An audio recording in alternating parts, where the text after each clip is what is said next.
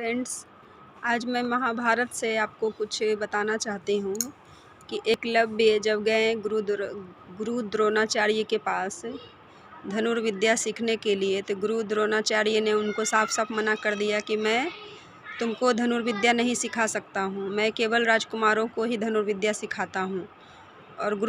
और एकलव्य के अंदर इतनी प्रबल इच्छा थी, इतना जुनून था धनुर्विद्या सीखने की कि वो क्या किए, अपना जुनून को, अपना इच्छा को वे इस तरह से एकदम मतलब कोशिश किए सीखने का कि गुरु द्रोणाचार्य का एक मूर्ति बना करके एक रख दिए सामने में, और उनको केवल उनका मूर्ति को देख देख करके वो धनुष चलाने के लिए सीखने लगे।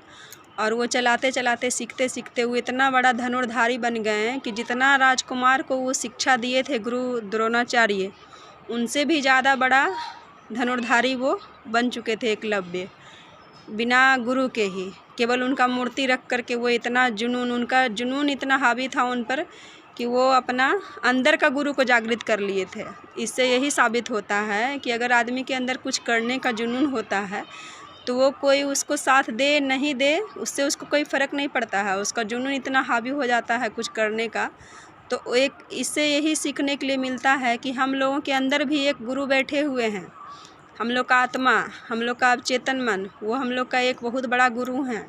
शरीर का उम्र होता है, आत्मा का कोई उम्र नहीं होता है।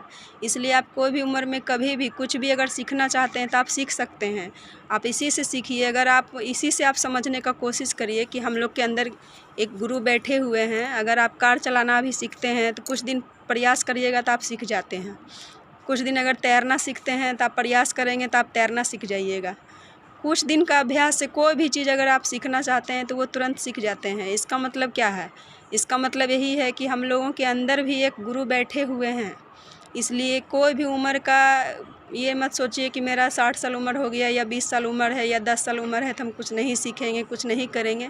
ऐसा नहीं सोचना चाहिए आदमी को।